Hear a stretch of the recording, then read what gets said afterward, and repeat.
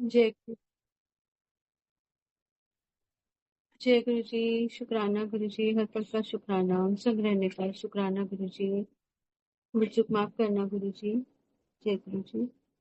जय गुरु जी। संगत जी, आज गुरु जी की बहुत प्यारी संगत, हमारे सब संगत के बहुत प्यारे संगत अंकल भाटिया अंकल गुरु जी के दरबार में हैं। अंकल जी प्लीज आप अनम्यूट करके गुरु जी की महिमा करें। जय गुरु जी। शुक्राना गुरु जी। जय गुरु जी। जय गुरु जी। अंकल अगर वीडियो ऑन करना चाहें तो कर सकते हैं। ओके।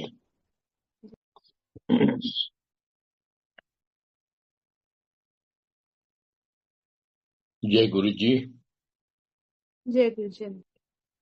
आज शुक्राना गुरु जी, फिर आपने मौका दिया सत्संग करने का। मेरी जर्नी में 7 जुलाई 2004 मैं गुरु जी के पास गया। 21 अक्टूबर 2006 पहली बार गुरु जी ने मेरे से बात की। पहली बार तो नहीं बोलूंगा, हाँ सेकंड टाइम बात की। उससे पहले एक दो सेंटेंस। उसके बाद अक्सर गुरु जी कहते सी तू सत्संग करना। अच्छा, मेरे जाने का पर्पस था कि मेरी आंख की रोशनी चली गई थी, सीधी आंख की, और डॉक्टर के हिसाब से वो ठीक नहीं हो सकती। मैं चमत्कार के लिए गया था। तो उसके बाद गुरुजी अक्सर 21 अक्टूबर 2006 हमेशा बोलते थे, हमेशा मतलब कई बार बोलते थे, और तू सत्संग करना है। मैं भी मन ही मन सोचता था, गुरुजी आंखें ठीक कर दोगे सत्संग कर देंगे। आपके सत्संग क्या होते, मन ही मन सोचता था, बोलने की हिम्मत नहीं थी। खैर, फिर गुरुजी ने कई बार बोला तू सत्संग करना है। मैं मन ही मन कहता था, गुरुजी अक्खा ठीक कर दो, सत्संग कर लांगे। सत्संग यही थे होंगे, ये खराब हुआ, वो हुआ, वो हुआ, वो हुआ, गुरुजी ने किया और ठीक हो गया। जिंदगी यूं ही चलती रही। फाइनली 27 मई 2007 ये महीना गुरुजी की महासमाधि का है, तो मैं कुछ उस पे ही बात करूंगा। फाइनली 27 मई 2007 गुरुजी ने लास्ट संगत डे, संडे का दिन, मैं भी वहां प्रेजेंट था। उस दिन जो मेरे संग हुआ वो एक अलग बात है, फिर भी मैं उसको बोल देता हूं। दैट डे जब मैं पहुंचा एम्पायर स्टेट में, गुरुजी कैबिनेट पे बैठे थे।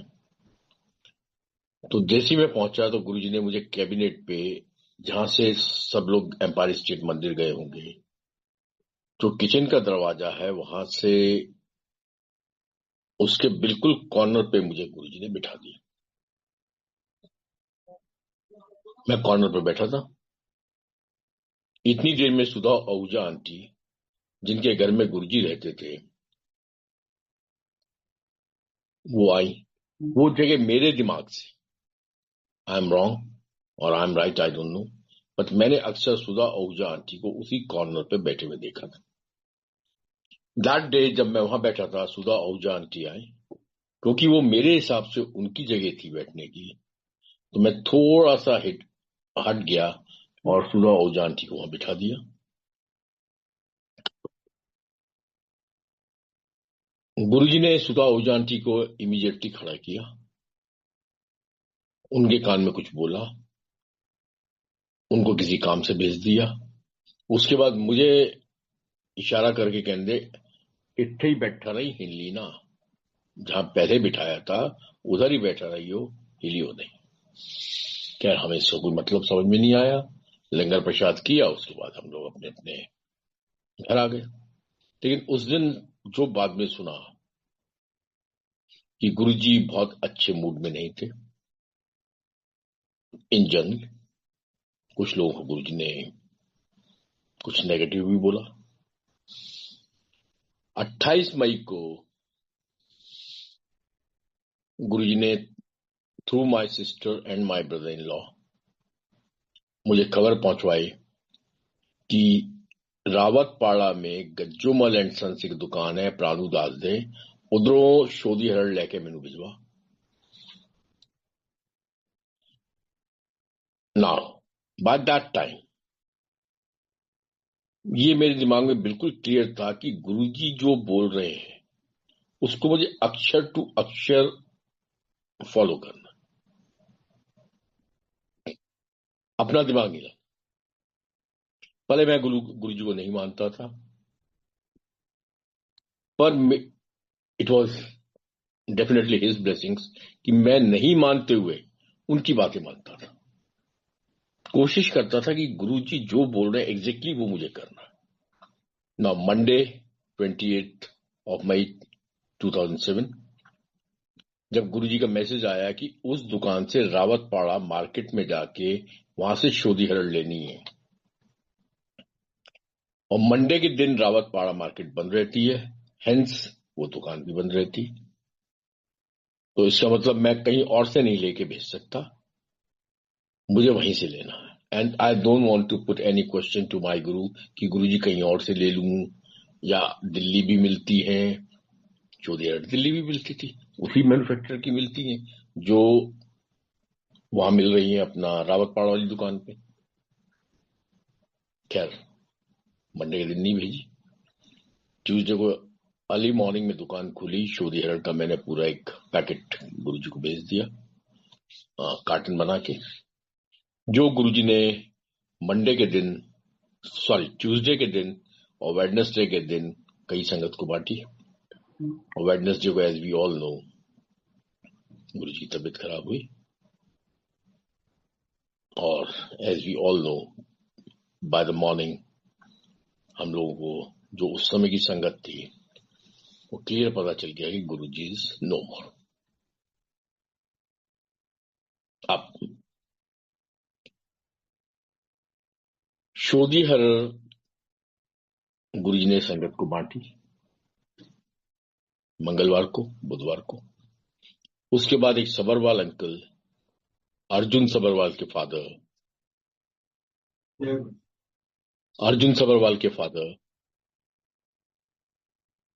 जो कि अर्जुन सबरवाल बड़े मंदिर में सेवादार हैं, उनके फादर ने मुझे 2011 में बताया कि ये शोधी हरड़ गुरुजी ने हमें दी थी, और देखे यही कहा था कि ये पेट ले बहुत अच्छी चीज है, ब्लेसिंग्स ऑफ द गुरुजी, पेट ले बहुत अच्छी चीज है। एनीवे बात आई गई होगी, ये शोधी हरड़ की कहानी रही।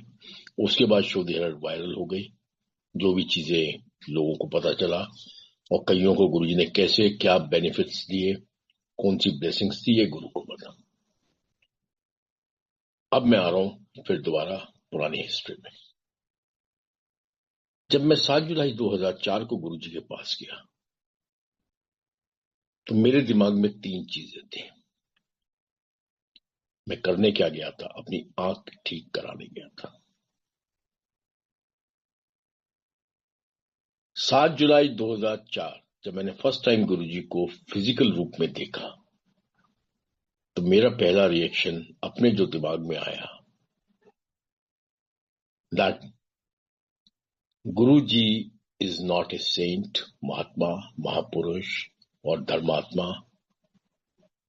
Either he is a big fraud और he is a big god. मैं बिल्कुल नास्तिक आदमी। Why he was not saint, बहुत सारे सत्संग से तो कई बार मैं सुना चुका हूं, बाकी भी संगत के आप सुनते। Why he is fraud, for the simple reason कि मैं एक पढ़ा लिखा साइंटिफिक इंसान, मेरे लिए इस टाइप से शिव नगरी से कुछ निकालना नहीं। ये कोई भी ट्रिकस्टर कर सकता, कोई भी मैजिशियन कर सकता। आप मैजिक शो देखते, बहुत कुछ दिखाते हैं, बहुत सारे इल्यूजन्स पैदा किए जाते हैं, बहुत सारी ट्रिक्स होती हैं। एनीवे, अब मुझे कोई बताए कि मैं गुरुजी के पास गया या गई और गुरुजी ने जाति मेरा पुराना नाम बता दिया, nothing unusual for me. This is a simple mentalism, psycho kinetism, क्योंकि मैं थोड़ा पढ़ा लिखा बन गया था, तो ये बहुत छोटी छोटी बातें हैं जो कोई भी आदमी बता सकता है। जैसे आज, नॉट टू नेम एनीबडी, पर्ची वाले बाबा, फलाने बाबा गए, उन्होंने हमारा आगा बता दिया, हमारा पीछा बता दिया। तो ये आगा पीछा बताना बहुत बहुत छोटी छोटी बातें कोई भी कर सकता है। कोई भी इसके ऊपर थोड़ा सा मेहनत करे तो माइंड रीडिंग पॉसिबल है, विच इज कॉल्ड मेंटलिज्म। मेरे मेरे दिमाग से either he is a big fraud, जो सारी ट्रिक्स ऑफ द ट्रेड जानता है, to become a baba, to become a famous man, जो सब कुछ आजमा के अपने आप को भगवान बताने की कोशिश कर रहा। He is not a saint, number 1। Number 2, he is not a saint. Number 3, either he is a big fraud और he is a big god, he is nothing in between. This was clear cut message जो गुरुजी ने 7 जुलाई 2004 को मेरे दिमाग में डाला। खैर, मैं आंख ठीक कराने गया, मेरी आंख ठीक नहीं हुई। 31 मई 2007, एज वी ऑल नो, गुरुजी शरीर त्याग के चले गए। अब 31 मई 2007 तक 2 चीजें बिल्कुल क्लियर थी मेरे माइंड में। 7 जुलाई 2000 को 3 चीजें थी मेरे माइंड में। 31 मई 2007 को 2 चीजें बिल्कुल क्लियर हो चुकी थी कि मेरा गुरु फ्रॉड नहीं है। फिर मैं रिपीट कर रहा हूं, 7 जुलाई 2004 को मेरे दिमाग में 3 चीजें थी। Either he is a big fraud, और he is a big god, and he is not a saint, he is not a Mahatma, he is not a महापुरुष। 31 मई 2007 तक it became very clear to me, all practically, कि मेरा गुरु fraud नहीं है। खैर, सुबह मुझे खबर मिली, आई वेंट टू बड़ा मंदिर। मुझे गुरु से कोई लगाव नहीं था, मुझे गुरु से कोई मोहब्बत नहीं थी, क्योंकि जिस काम के लिए मैं गया वो काम मेरा हुआ नहीं। काम करने वाला चला गया, फिर किस बात की मोहब्बत? मोहब्बत तो आदमी उससे करेगा ना जो काम करेगा। भाई काम नहीं है तो फिर किस बात की? बिना काम के कोई मोहब्बत नहीं करता, ड्रामे जो मर्जी कर। गुरुजी कहते थे, लोग की राम खिलौना जाना। सारी मोहब्बत ही काम से होती है, सारी मोहब्बत ही अपने मतलब से होती है, एंड राइटली सो। चाहे वो एक 2 साल का बच्चा हो, चाहे वो 80 साल का बुढ़ा हो, सारी काम सारी मोहब्बत, सिर्फ 9 एक्सेप्शंस की बातें नहीं करता हूं। फिर मैं इसमें एक लाइन जरूर ऐड कर देता, डिस्क्लेमर, कि मैं एक्सेप्शंस की बातें नहीं करता, बट इन जनरल कोई भी रिश्ता, कोई भी चीज, कोई भी बिजनेस, कोई भी व्यापार, कोई भी नौकर, कोई भी चाकर, कुछ भी हो, इंसानी जीवन के अंदर बिना किसी रीजन के नहीं होता। वो राइटली सो, कोई गलत नहीं है इसमें। एनीवे, क्योंकि 31 मई 2007 तक मेरी आंख ठीक नहीं हुई, मेरा गुरु से कोई लगाव नहीं था, बट एक सोशल कई दिनों से जिस जगह का लंगर प्रसाद खाया हूं, जहां मैं 2.25 साल करीब 2.25 साल मैं रेगुलर जा रहा हूं, जहां का मैं हर हफ्ते 2 दिन लंगर प्रसाद खा रहा हूं, तो आउट ऑफ कच्छी कि कच्छी कॉल होती है, एक कच्छी कॉल के लिए आई वेंट टू बड़ा मंदिर। वहां अब कोई भी संगत, कोई भी कुछ भी बोले, उस दिन मेरे ख्याल टोटल मिला के मैं करीब 10 बजे तक बड़े मंदिर पहुंच गया था। Total whole day I think 1000-1200-1500 संगत आई होगी, उनमें से एक मैं भी था। कुछ संगत आके अपना चरण स्पर्श करके बाहर चली जाती थी, कुछ अपने चरण स्पर्श करके आधा 1 घंटा रुकी और घर चली गई। तो बहुत सब तरह के लोग थे, जैसे होता है। नॉर्मल एक किसी भी डेड बॉडी के संग जिसके घर में होता है, तो ऐसे ही कुछ माहौल बना था। वो माहौल वो बना हुआ था, कुछ संगत हो रही थी, कोई सेवादार सेवा कर रहे थे, तो चीजें चल रही थी। मेरा गुरु से क्योंकि कोई लगाव नहीं था, मैं भी आया, आके मैंने झुका, झुकने के बाद मैं भी बाहर चला गया। बाहर जब मैं था तो मेजर जनरल दीपक मल्होत्रा ने मुझे कहा कि अंकल, आपकी कार में शिव भक्ति की कैसेट्स रहती, सीडीज, उस समय सीडीज चलती, सीडीज हैं, तो वो सीडीज मुझे दे दो, क्योंकि मंदिर में जो सीडीज पड़ी हैं वो सीडीज के ऊपर कोई टाइटल नहीं लिखा हुआ, कोई नाम नहीं लिखा होगा, ये सीडी लता मंगेशकर है या कोई भजन है या कोई शब्द है।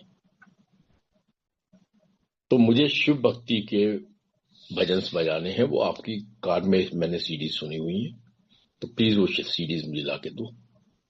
मैं कार में गया, उनको सीडीज लाके, अब मैं बड़े मंदिर के मेन हॉल में आ गया उनको सीडीज देने के लिए। सब मेरा गुरु की एक प्लानिंग है, मेरा मुझ में कुछ नहीं।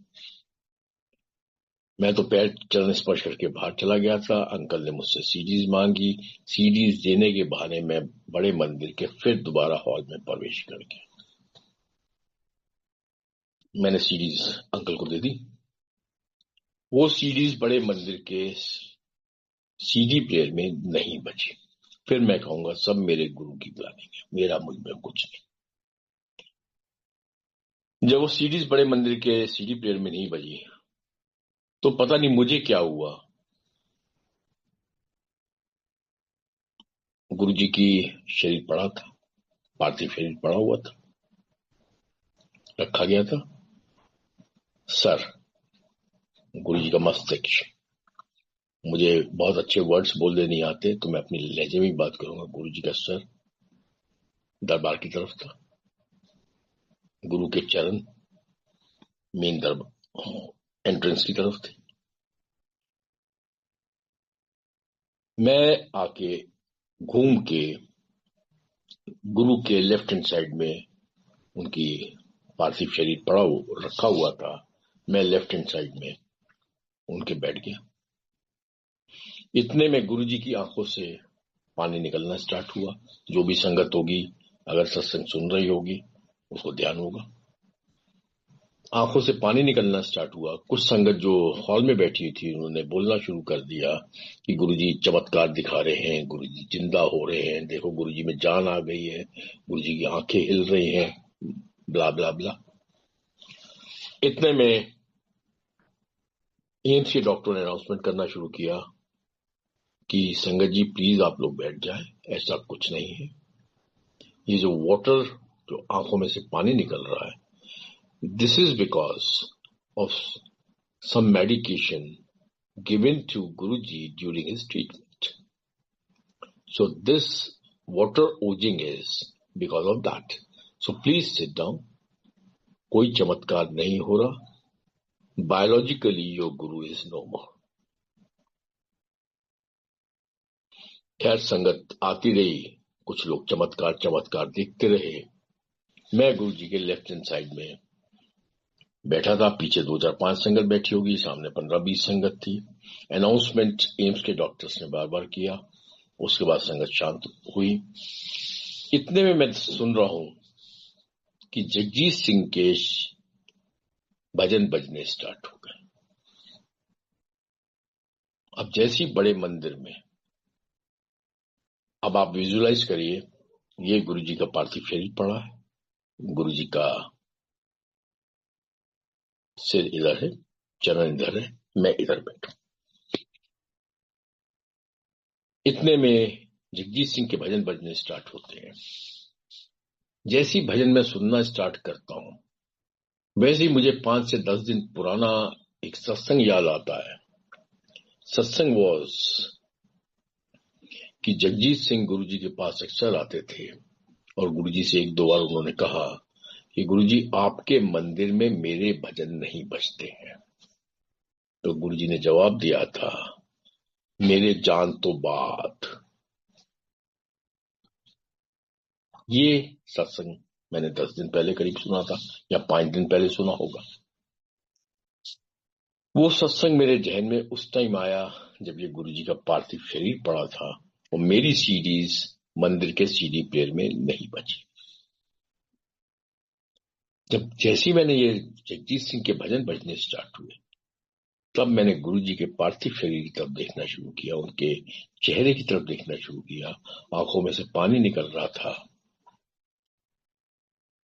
अब मेरी आंखों में से देखा मैंने वो वो सत्संग जो मैंने सुना, अब मेरी आंखों से पानी निकलना स्टार्ट हुआ। मैंने कि महाराज आप हो कौन? Who knows exactly each and everything? तेरे भजन बजेंगे मेरे जाने के बाद। अब मेरी आंखों में से आंसू आने शुरू हुए। मैंने गुरुजी के पार्थिव शरीर, उनके चेहरे की तरफ देखना शुरू किया।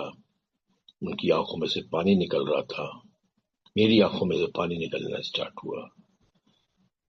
अब मेरे दिमाग ने चलना स्टार्ट किया। मैंने कहा आप संत नहीं, वो मैं पहले से जानता था। आप फ्रॉड नहीं हो, ये आपने मुझे दिखा दिया, अच्छी तरह समझा दिया कि आप फ्रॉड नहीं हो। Maybe you are a god, maybe the third option which I thought on 7th of July 2004. Either you are a fraud, big fraud, or you are a big God. अगर कोई भगवान है, कोई ईश्वर है, वो कभी भी किसी के जीवन में किसी भी रूप में आ सकता है। ये मेरी थॉट प्रोसेस था ऑन 7th of July 2004. वो कुछ भी कर सकता है। वो किसी किताबों का कैद नहीं है, वो किसी मंदिर की दीवार का कैद नहीं है, वो किसी मस्जिद की दीवार में कैद नहीं है। भगवान जिसने इतनी बड़ी सृष्टि की रचना की, वो कुछ भी कर सकता है। वो अनंत है, वो किसी भी रूप में कुछ भी कर सकता है। और भगवान जब कुछ भी कर सकता है तो गुरु के रूप में क्यों नहीं आ सकता? This was my thought process on 7th of July 2004 when I saw Guruji first time, and on 31st of May 2007. But that time it was very clear that he is not a fraud and he is not a saint. Maybe he is a God. अब मेरी आंखों में से आंसू आना शुरू हुए। आंसू आते आते मेरे मन में आया, मैं कि गुरुजी, I need to live with this journey, the journey with God. मुझे ये जर्नी समझनी है। आप कौन हो ये जानना है, उसको अच्छी तरह से जानना है। मेरी आंखों में कोई चश्मा नहीं है। मैं धर्म का चश्मा कभी नहीं ओढ़ता, पहले भी नहीं ओढ़ता था, आज भी नहीं ओढ़ता। धार्मिक रीति रिवाज मुझे छू भी नहीं सकते, पहले भी नहीं छूते थे, अब भी नहीं छूते। Maybe you are a God. The journey with the divinity that started from 31st May 2007. मैं वापस आया। वापस आके मैंने घर में अपना शांति से विचार करना शुरू किया कि मुझे अब ये जर्नी जीनी है। उसके लिए मैं बड़े मंदिर जाता रहा, गुरु के सत्संग सुनता रहा। एक चीज गुरुजी और कहा मेरे सामने,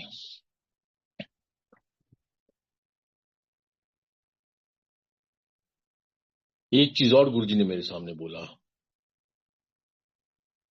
जब सत्संग करवाते थे, मनन करो, सोचो, फिर किस तरह। मनन करो, सोचो, फिर किस तरह। हम लोग मनन नहीं करते, हम लोग सोचते नहीं है, हम लोग सिर्फ 4 चमत्कार पाने के लिए गुरु के पास आते हैं। 4 चमत्कार सुन के हम गुरु से जुड़ने की कोशिश करते हैं। मैं हर सत्संग में बात करता हूं, उनमें से मैं भी एक हूं। मैं किसी को दोष नहीं दे रहा हूं, उनमें से एक मैं भी हूं, क्योंकि मैं भी चमत्कार के लिए गया था। 2004 में गुरुजी ने मेरी सिस्टर को बोला था ਜਾਂ ਤੇਰੇ ਭਰਾ ਦੀ ਪੁੱਠੀ ਅੱਖ ਬਲੈਸ ਕਰਤੀ।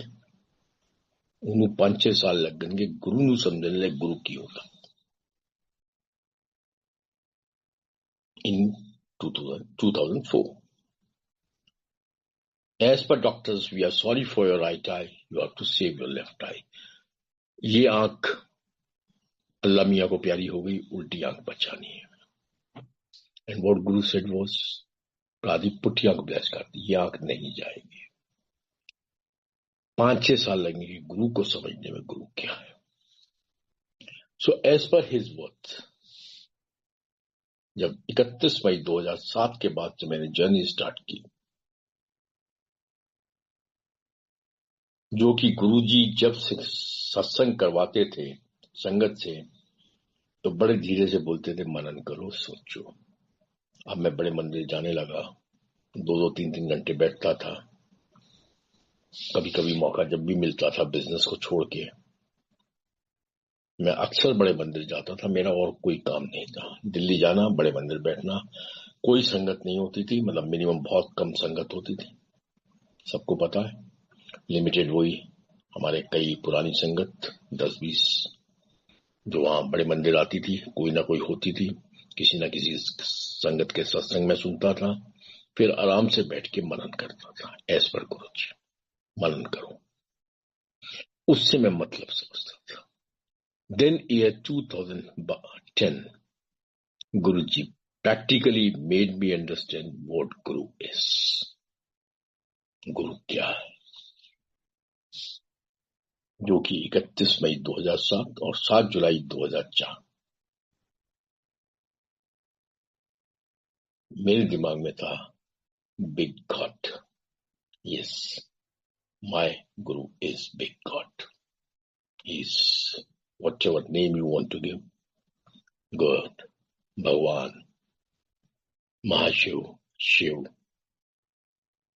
रचयिता, द ऑलमाइटी, जो नाम आप देना चाहो, वो सब चीजों से ऊपर है। उसको कोई फर्क नहीं पड़ता किसी भी चीज का। वो सिर्फ और सिर्फ हमारे कल्याण के लिए मनुष्य जीवन में आए और अपने कुछ चंद भक्तों का कल्याण करने के लिए आए। वो चंद भक्त शायद अरबों खरबों में हो जाएंगे, क्योंकि मेरा गुरु अनंत है, ये शरीर अनंत है। अब बात आती है कि 31 मई 2007, सबके अपने अपने विचार हो सकते हैं।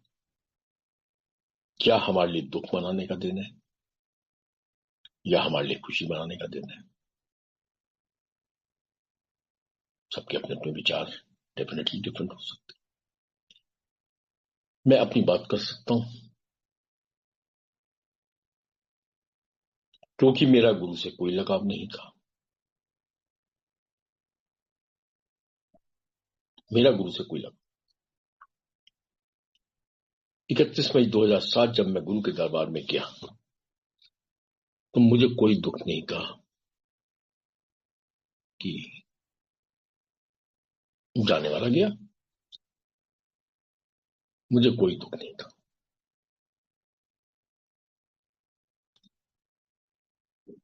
जब गुरु की आंखों से आंसू निकल रहे थे और मेरी आंखों से आंसू निकलने शुरू, तब भी मुझे कोई दुख नहीं था।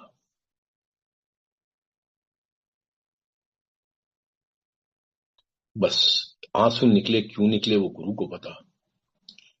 सिर्फ क्योंकि दुख इस वजह से नहीं था, मुझे नहीं पता था मेरा गुरु कौन है।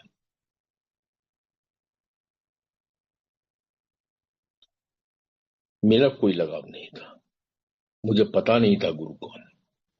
मुझे वो जर्नी जीनी थी। मेरा वो एक साइंटिफिक प्रोसेस था, मेरा एक लॉजिकल प्रोसेस था कि शायद अगर कोई भगवान है, शायद, क्योंकि मैंने गुरु के अंदर कुछ गलत नहीं पाया। उनके जीवन काल में मैंने कुछ गलत नहीं पाया। हमें डांट रहे हैं तो डांटते डांटते हमें लाड कर रहे हैं। मतलब बहुत, कोई उनको हमसे लालच नहीं है, कोई उनका हमसे देना लेना नहीं है। सुनने में आता है कि वो सबको ब्लेस कर रहे हैं, मुझे कोई ब्लेसिंग्स नहीं मिले।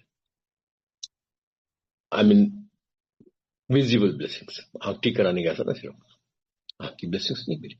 बाकी तो गुरु ने क्या किया वो तो मेरे मालिक को पता। एनीवे,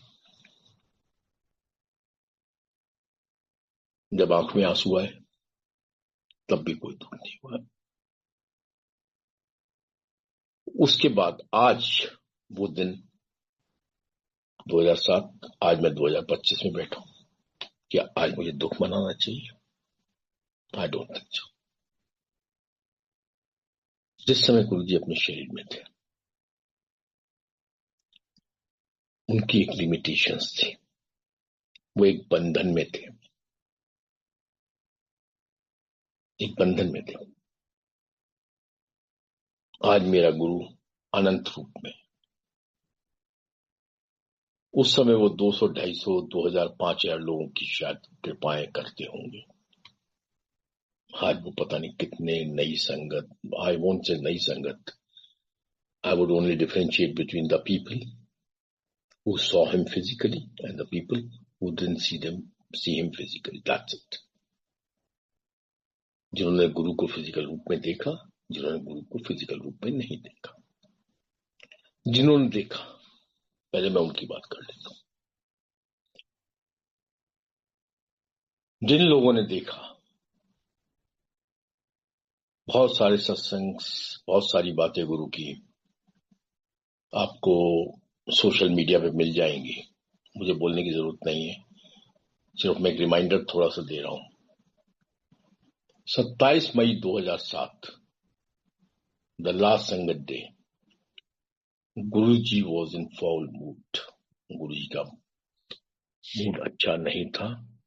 उन्होंने बहुत कुछ, उस टाइम की जो भी 250-500 की संगत थी, उनके लिए बहुत कुछ बोला, जो कि सब कुछ सोशल मीडिया पे अवेलेबल है कि तुसी कंजरा नू मैं कीड़े मकोड़े तुसी नाली दे, मैं खुद किचड़ चुछल गिरिया पर तुसी लोगों नू मैं किचड़ चो बाहर नहीं कट पाया। तो it means he wasn't happy with the people, the sangat, the so-called संगत जो गुरु के फिजिकल फॉर्म में उनके साथ थी। शायद गुरु जी उनसे बहुत ज्यादा खुश नहीं थे। He knows, जो मैं कुछ नहीं बोल रहा हूँ क्योंकि वो सब कुछ सोशल मीडिया पे अवेलेबल है और पुरानी संगत खुद बोलती है। अच्छा, क्योंकि मैं अपने आप को फ्री कर देता हूँ इस मामले में, क्योंकि मैं संगत था ही नहीं, मैं तो मानता ही नहीं था अपने आप को संगत। अब मैं बहुत बढ़िया आदमी हूँ ऐसा भी नहीं बोल रहा। 31 मई 2007 के बाद से आज मैं 2025 में बैठ के बात कर रहा हूं, कोई दुख का दिन मुझे नहीं लगता, क्योंकि मेरा गुरु गया ही नहीं। मेरा गुरु यहां है, अभी भी है, साथ है, अपने दर्श दिखाए, बहुत अच्छी बात है। जरूरत क्या हमें दर्श दिखाने की? हर जगह वो महसूस नहीं कराते, सॉरी मैं फिर गलत वर्ड बोल रहा हूं, प्रैक्टिकली दिखाते हैं। दर्श कराए, उनकी इच्छा, किस रूप में कराए उनकी इच्छा, अपने स्वरूप के रूप में कराए, बहुत अच्छी बात है, किसी और रूप में कराए, बहुत अच्छी बात है। जब मेरा गुरु गया ही नहीं तो मुझे दुख होने करने की क्या जरूरत? और जब वो आज वृद्ध रूप में बैठा है, आज मुझे खुशी इस बात की है, वो एट ए टाइम लाखों लोगों को ब्लेस करता है। दुख किस बात का? मेरा मालिक बहुत बड़ा है, जो ना आया, जो ना गया। हाँ, ये शरीर की जब मैं बात करूंगा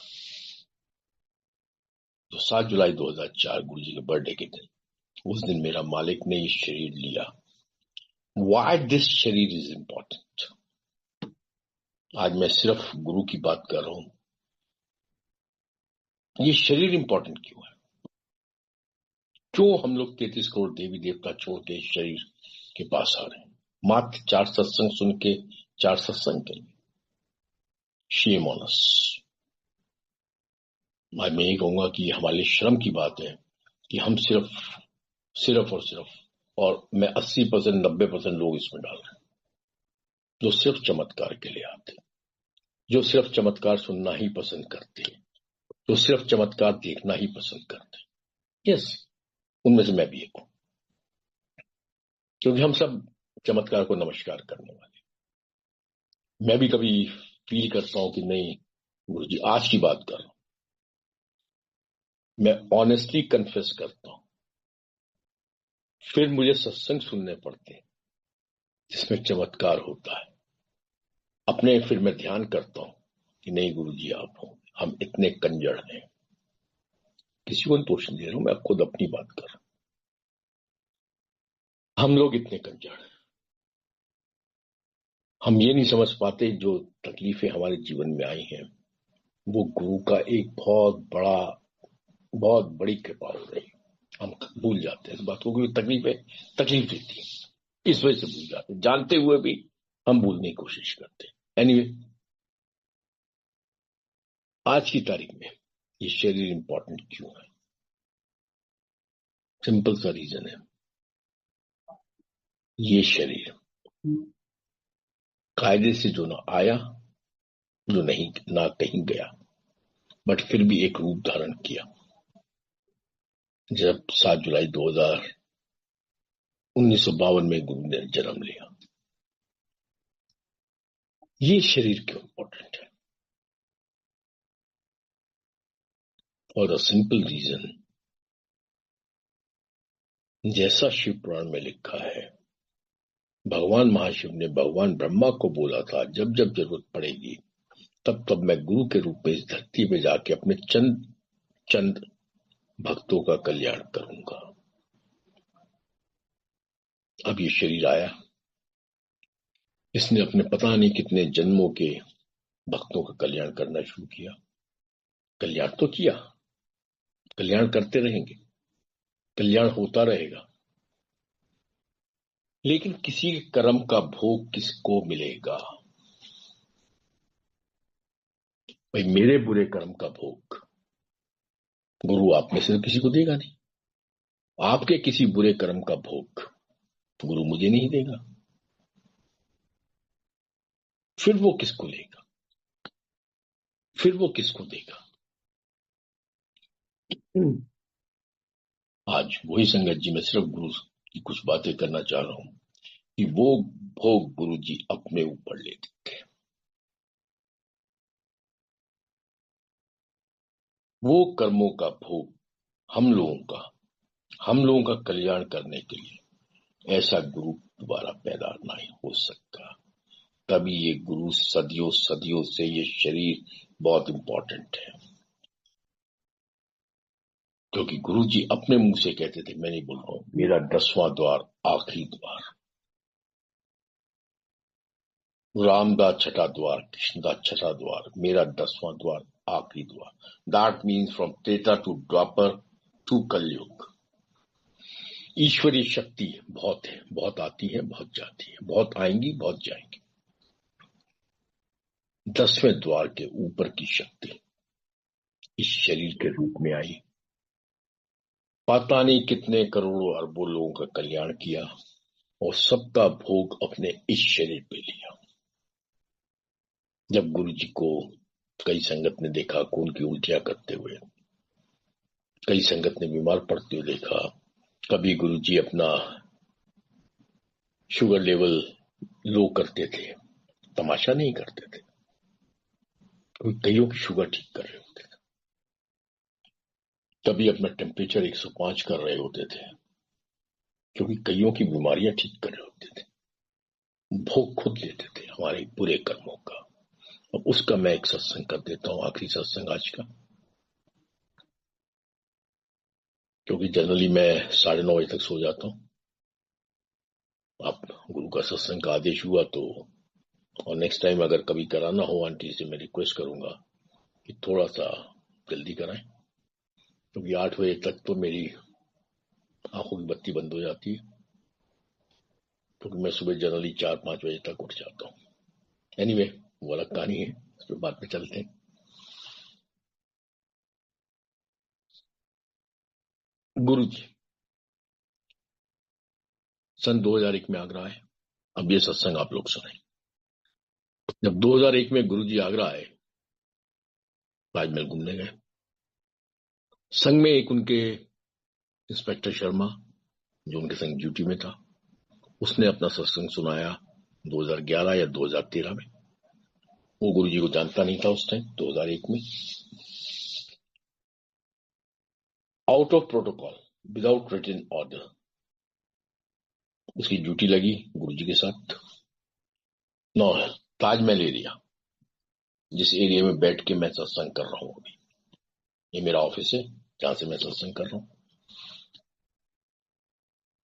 ताजगंज एरिया, सन 2001, सबसे खतरनाक थाना क्षेत्र ऑफ आगरा। शायद आप लोगों को नहीं पता तो मैं बता रहा हूं। आगरा का रेड लाइट एरिया, आगरा का रेड लाइट एरिया, बसई, जहां से ज्यादा डिटेल में नहीं जाऊं तो एक लिमिटेड बात कर रहा हूं। उस रेड लाइट एरिया से बॉम्बे में जितनी भी बालाएं होती हैं, या दुबई में जितनी भी बालाएं होती हैं, इंडिया की बात कर रहा हूं कि इंडिया से, इसी एरिया से उन जगहों पे जितनी भी बालाएं होती हैं, उनका 30, 40, 50% सप्लाई आगरा के इसी थाना क्षेत्र से होता है। इसका मतलब ड्रग ट्रैफिकिंग भी यहां बहुत होती है। टूरिस्ट एरिया है, ड्रग्स भी बहुत होती हैं। इसका मतलब क्राइम भी बहुत होते हैं 2001 में पर्टिकुलरली। अब थोड़े से कम है। 2001 में उस थाना क्षेत्र का थाना अध्यक्ष गुरुजी के संग सेवा में लगा हुआ, उसको नहीं पता गुरुजी कौन है। वो तो एक जनरल आदमी के संग उसको लग रहा मैं घूम रहा हूं। एंड वो थोड़ा सा विचलित था कि मेरी ड्यूटी तो लगा दी, मेरे थाना क्षेत्र में हर मिनट पे कोई ना कोई वारदात होती रहती है और मुझे टैकल करना है। मैं थाने में नहीं हूं तो जो ये प्रॉब्लम कोई भी आएगी तो उंगली तो मेरे ऊपर ही उठाई जाएगी। तो कह रहा मैं घबरा के गुरुजी के संग, थोड़ा सा परेशान गुरुजी के संग घूम रहा था। इतने में गुरुजी मेरे पास आए, थाना इंस्पेक्टर के पास। गुरुजी उसके पास आए, आके उसके कंधे पे हाथ रखा। कहते हैं भाई साहब आप कुछ परेशान लग रहे हो। तो इंस्पेक्टर ने बोला नहीं भाई साहब मैं कोई परेशान नहीं। फिर गुरुजी ने कहा नहीं भाई साहब तुम कुछ परेशान लग रहे हो। फिर इंस्पेक्टर ने कहा नहीं भाई साहब मैं परेशान नहीं। फिर गुरुजी ने कहा देख अभी टाइम है, टाइम जो भी होगा 2 बजे है, 5 बजे तक तूने मेरे संग रहना। जा, इन 3 घंटे में तेरे पूरे थाना क्षेत्र में, अब गुरु की बात सुनो, इन 3 घंटे में तेरे पूरे थाना क्षेत्र में एक भी वारदात नहीं होगी, चल जा बोलते। अब कह रहा है मैंने सोचा कौन ये चंडू खाने की बातें कर रहा है, जहां हर मिनट में क्राइम होता हो 3 घंटे एक भी वारदात नहीं होगी। कह रहा मैं साहब को जानता नहीं था, साहब कौन है। कह रहा नहीं मैं जब वहां से छुटकारा पाया 5:30 बजे थाने में पहुंचा तो ऑन रिकॉर्ड 3 घंटे में पूरे थाना क्षेत्र में कोई भी वारदात नहीं। कह रहा मैं थोड़ा सा हैरान हो गया कि ये साहब थे कौन, मतलब जिन्होंने मुंह से निकाल दिया कि जा तेरे पूरे थाना क्षेत्र में कोई वारदात नहीं हुई 3 घंटे। वारदात करवाने वाले कौन, नहीं। जो जिसके कर्म में भाग्य में लिखा है वो वारदातें गुरु ने 3 घंटे रुकवाई, नहीं होने थी। जो भी लिखा आपके कर्मों में भाग्य में वही तो गुरु ठीक करता है। उन 3 घंटे में पता नहीं कितने रेप रुकवाए, कितने मर्डर रुकवाए, कितनी ड्रग्स रुकवाई, कितनों को क्या कल्याण किया वो गुरु को मालूम, मुझे नहीं मालूम। बट कोई भी वारदात नहीं हुई। अब जो वारदातें रुकी उसका सेहरा कौन बांधेगा? उसका सेहरा कौन बांधेगा? ये मुझे पता चला आज से 8-9 महीने पहले कि उसका सेहरा किसने बांधा। बट ऑब्वियसली मेरे गुरु ने बांधा।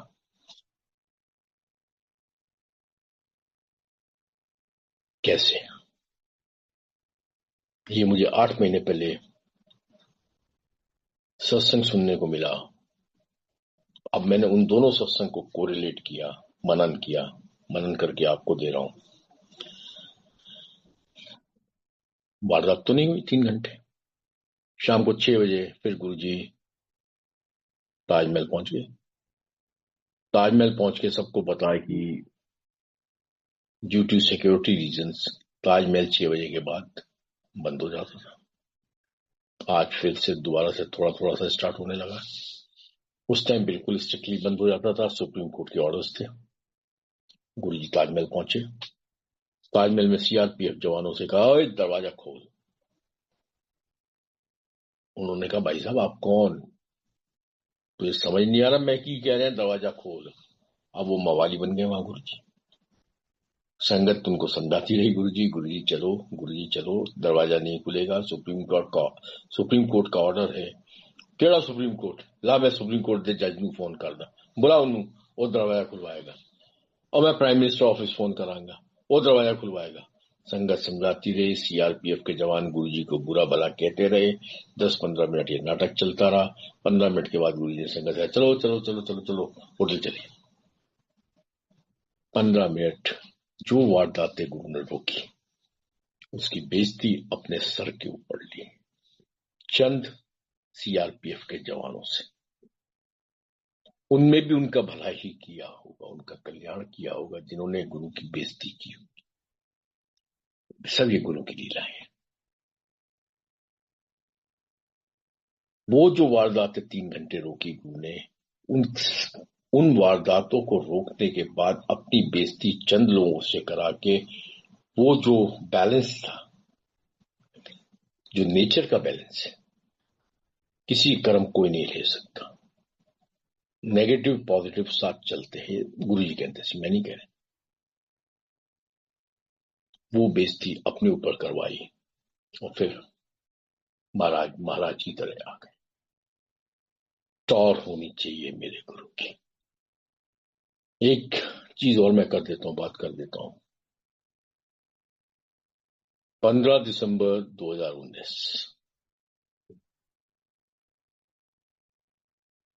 15 दिसंबर 2019 गुरुजी ने मुझे दर्शन दिए। दर्शन देके मुझे बोला कि आगरा मंदिर में संगत को कम कर दो। आगरा मंदिर में संगत को कम कर दो। ये अब मैं सबके लिए बोल रहा हूं।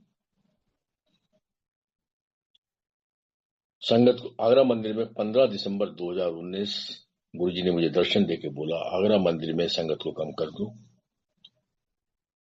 16 जुलाई हमने आगरा के जितने भी व्हाट्सएप ग्रुप है सब में मैसेज डाल दिया, गुरुजी का सत्संग दर्शन पूरा, संगत को कम कर दो, लंगर प्रसाद बंद कर दो, बड़ा फंक्शन कोई होना नहीं है, बाकी जुलाई 10 आगे। 4-5 बेसिक मैसेज फिर दोबारा रिपीट कर रहा हूं।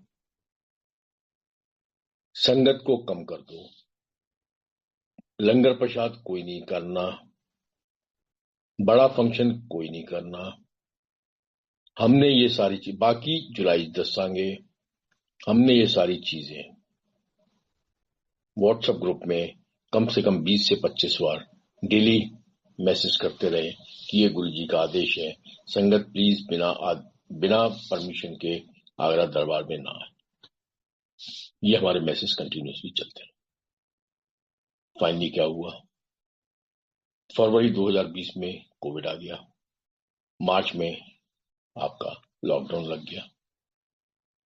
शायद गुरुजी ने पहले ही बता दिया कि ये सब कुछ होने वाला है, इस वजह से अपने कुछ भक्तों को बचाना चाह रहे होंगे, वो मालिक को पता। बट हम लोग एक्चुअली ये निकाल सकते हैं कि जब 15 दिसंबर 2019 को दर्शन दिए, जो कि हमने रेगुलरली आगरा के व्हाट्सएप ग्रुप में डाले,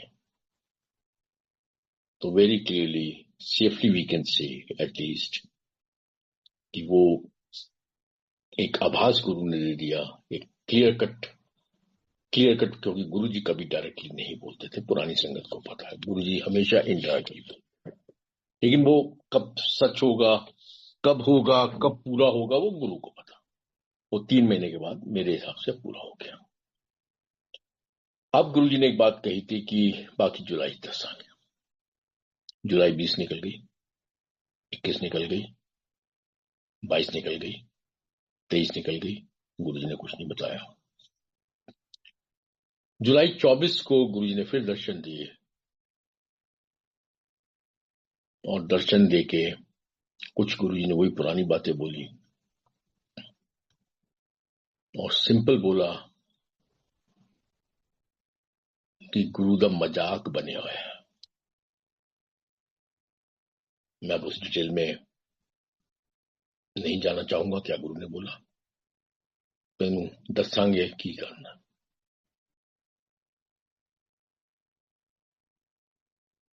चंगा नहीं हो रहा, वही मैं कहता सी ना, भीड़ इकट्ठी हो जाएगी, संगत उंगली आती होगी, सारे ड्रामे अपने अपने रची जा रहे, गुरु की कोई सुनता ही नहीं, गुरु ने कोई मनता ही नहीं, सारे अपने ड्रामे रचे जा रहे, भीड़ इकट्ठी हो रही है, संगत हुई है, उंगली आते भी नहीं आ रही है।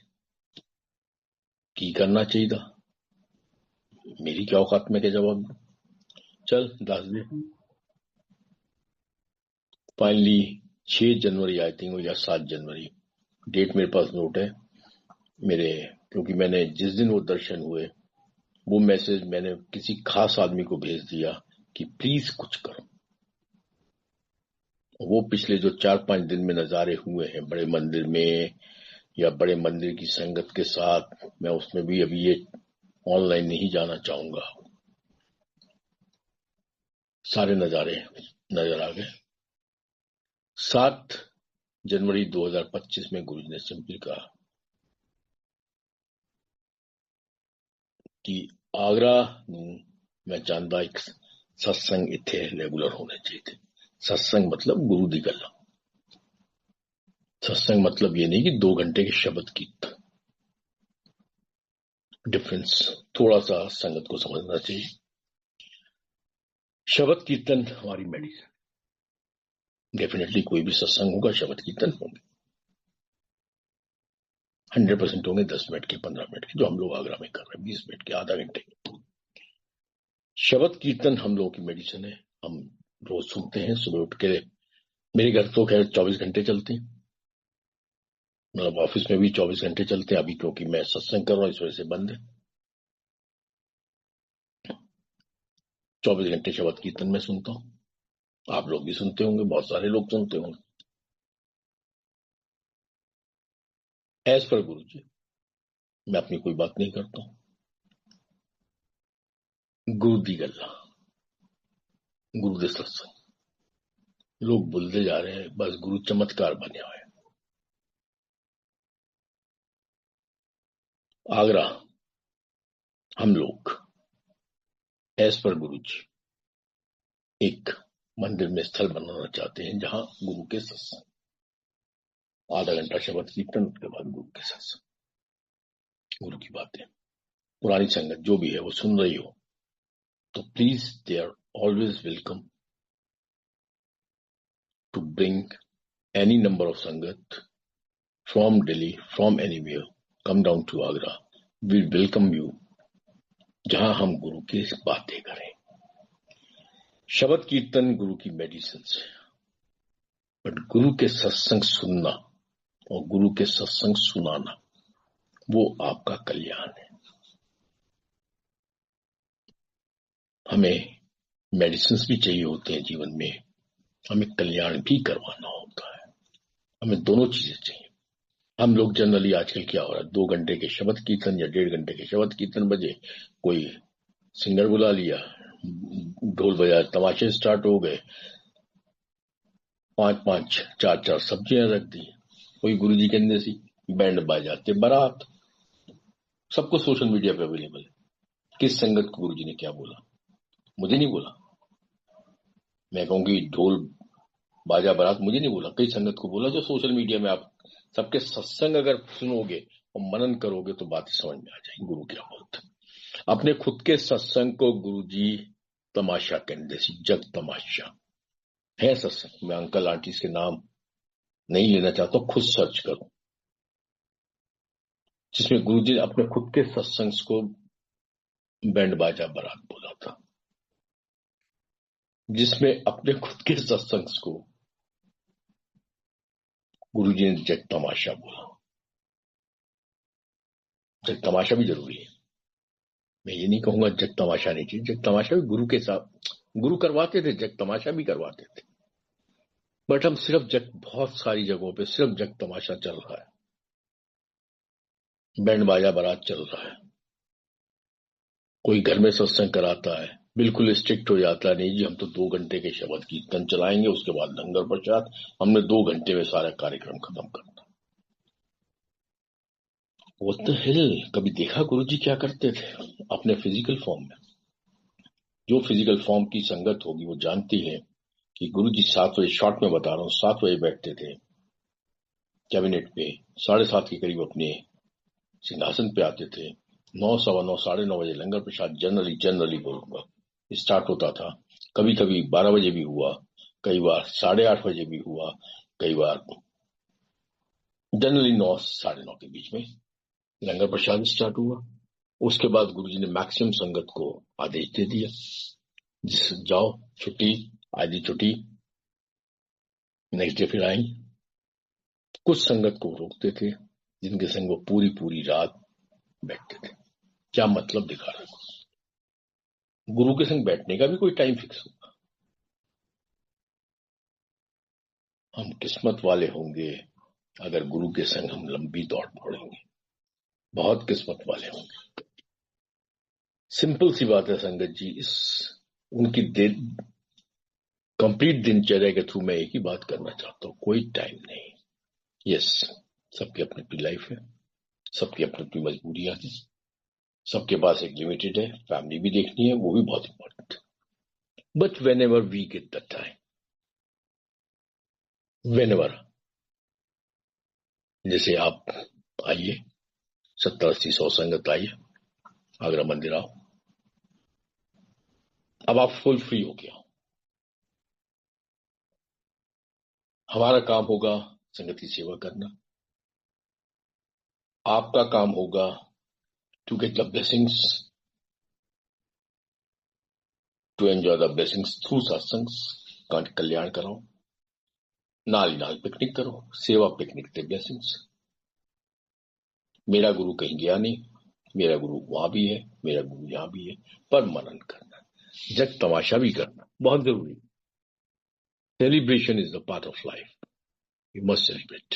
कोई दुख नहीं मनाना कि हमारा गुरु हमारे बीच नहीं गिरा, हमारा गुरु हमारे बीच 100% है और फुल फॉर्म में, कोई लिमिटेशन नहीं। किस बात का दुख? दुख किस बात का? एक दिन है, दिन को याद करना है। दिन एक स्पेशल दिन है, उस दिन मेरे गुरु ने जब संपूर्ण रूप अपना लिया। एक बहुत बड़ा दिन है, 31 मई 2007, 7 जुलाई 7 जुलाई एक बहुत बड़ा दिन है, जिस दिन मेरा गुरु इस शरीर में आया। दोनों दिन मेरे लिए दिवाली है, दोनों दिन मेरे लिए होली। मुझे कोई गुजर नहीं, क्योंकि मैं जानता हूं मेरा गुरु मेरे पास है, तो मुझे किस बात का दुख? तो संगत जी, इन शॉर्ट, यस, हम जैसों को आज सिर्फ एक ही चीज का दुख है, मैं अपनी बात कर सकता हूं, कि हम गुरु को समझ नहीं पाए और समझ भी नहीं सकते थे। टू बी वेरी, इस चीज का भी दुख नहीं होना चाहिए कि हम समझ नहीं पाए, क्योंकि समझ ही नहीं सकते थे। अगर सबको ये समझ में आ जाता कि गुरु भगवान है, तो या तो लोग चरण ही नहीं छोड़ते। अगर ये सबको समझ में आता महाभारत में कि कृष्ण भगवान है, तो दुर्योधन अगेंस्ट खड़ा नहीं होता। अगर सबको समझ में आता राम भगवान है, तो उसकी माँ ही उसको घर से बाहर नहीं निकालती, चाहे वो सौतेली माँ थी, वो घर से बाहर नहीं निकालती। अगर उनके पिताजी को समझ में आया था कि ये भगवान है, तो वो अपनी सौतेली, अपनी दूसरी या तीसरी या चौथी बीबी की बात नहीं सुनते, वो भगवान को मानते। किसी को समझ में नहीं आता, हम लोग समझ भी नहीं सकते, और समझते हैं आज समझते हैं बस। ना तो कोई दुख ना कोई सुख, सुख ही है, सुख तो ऑलवेज, सुख की कोई परवाह नहीं, जो गुरु करे वो भला। जय गुरु जी फॉर टुडे, शुक्राना गुरु जी। फिर नेक्स्ट टाइम, फिर जैसी मालिक की इच्छा वैसा सत्संग। जय गुरु जी। जय गुरु जी, शुक्राना Guru ji. Thank you uncle, thank you so much. और आपने ये जो आज के जो गुरु जी ने आपसे सत्संग कराए हैं, इसका बहुत बहुत गुरु जी का शुक्राना, क्योंकि ये मंथ जो चल रहा है, इस मंथ में बहुत जगह पे बहुत कुछ कुछ इस तरीके से सोच विचार होते हैं। और बिल्कुल आपने सही कहा कि गुरु जी की तो शक्ति इतनी हो गई, और वो जो मनुष्य जीवन जो उन्होंने चोला लिया हुआ था, उसमें कितने दुख भोगते थे, कितनी तकलीफें होती थी, आज उन सब चीजें फ्री हैं, और फ्री विल से हम सबके साथ है, और हर बंदे के साथ है। तो शुक्राना, thank you uncle, thank you so much जय गुरु जी। और आप सॉरी भी बोलूंगी कि आइडिया नहीं था आपका सोने का टाइम 9:30 बजे है, तो ये गुरु जी की मर्जी, उनका अगर हाँ, मैं डिजायर। 8 बजे तक, 8 साढ़े 8 तक ज्यादा ज्यादा लंगर प्रसाद कर लेता हूँ, और उसके बाद आधा घंटा टहलने के बाद 9:30 तक मैं maximum I am into bed. So this is my daily routine almost. बाकी सत्संग के लिए डेफिनेटली कोई प्रॉब्लम नहीं होती, लाइव जब सत्संग करो। और ये फोन के सत्संग थोड़े मुझे औखे लगते हैं, और नेक्स्ट मंथ से मैं फ्री भी हो जाऊंगा, क्योंकि अभी थोड़ा सा मैं काम में भी बिजी हूँ, और गुरुजी के हिसाब से काम बहुत ज्यादा जरूरी है। काम छोड़ के कभी भी किसी सत्संग में मत जाओ। मतलब मैं आपको राय दे सकता हूँ, राय क्यों दे रहा हूँ, क्योंकि मेरा अपना फिर एक सत्संग है। 2006 में मेरी फैक्ट्री खुली थी देहरादून में।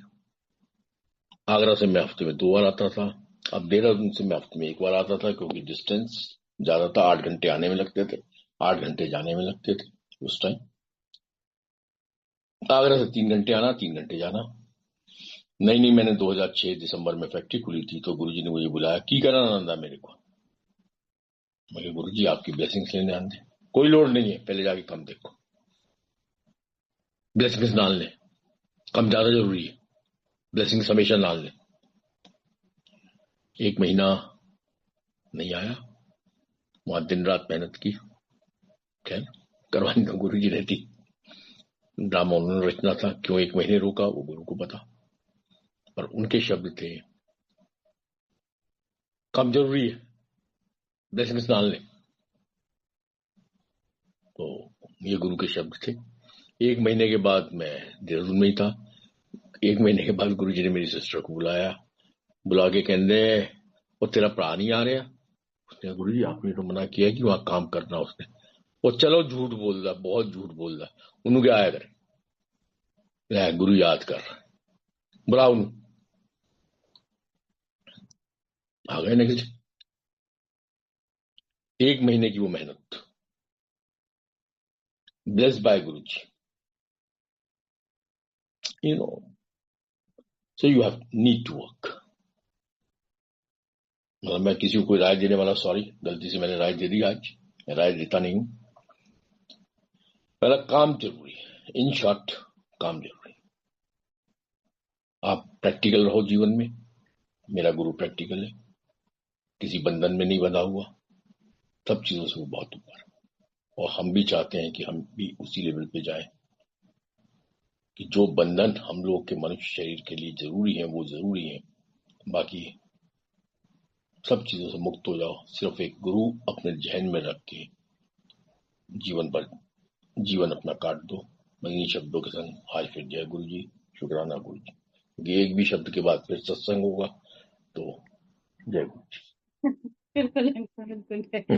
जय जय गुरु जी, मुझे बिल्कुल अच्छे से याद है कि जब गुरु जी ने आपको घर भेजा था तो 1 बजे का सत्संग था। और आई थिंक 1.25 घंटे की जो भी प्लेलिस्ट थी, और तब से जो सत्संग शुरू हुआ, रात के आई थिंक 8-9 बज गए थे, तो तब तक वो सत्संग हमारा चलता ही रहा बीच बीच में। तो मतलब जो मजा आता है ना, आप सही कह रहे हैं कि जो फिजिकल सत्संग में जब हम बैठ के लाइव गुरु जी के साथ में बैठ के सत्संग शेयर करते हैं, तो वो एक अलग फील आती है। अब ये गुरु जी ने के भी एक माध्यम बनाया है कहीं कहीं पहुंचाने के लिए, क्या गुरु जी की नहीं, लीला हो। डेफिनेटली ये भी जरूरी था। जो हो रहा है वो भी जरूरी है। बट मैंने अपनी प्रेफरेंस दी है कि लाइव का मतलब, लाइव में बहुत अच्छा अपना मुझे ज्यादा आनंद आता है। तो एनीवे, कभी भी आप लोग आए और कोशिश करें सैटरडे संडे को आए, 100-150-200 संगत आए, और सिर्फ हम गुरु जी के सत्संग करें। 15-20 मिनट शब्द कीर्तन, जो मेडिसिन आपको चाहिए, फिर गुरु जी के लंगर प्रचार में मेडिसिन चाहिए, और बाकी सत्संग। जय गुरु जी, शुक्राना गुरु जी। जय गुरु जी, शुक्राना Guru ji, thank you uncle. Sanjay ji आज्ञा लेंगे गुरु जी से एक एक करके प्लीज। जय गुरु जी, आज्ञा दो गुरु जी, शुक्राना गुरु जी, माफ करना।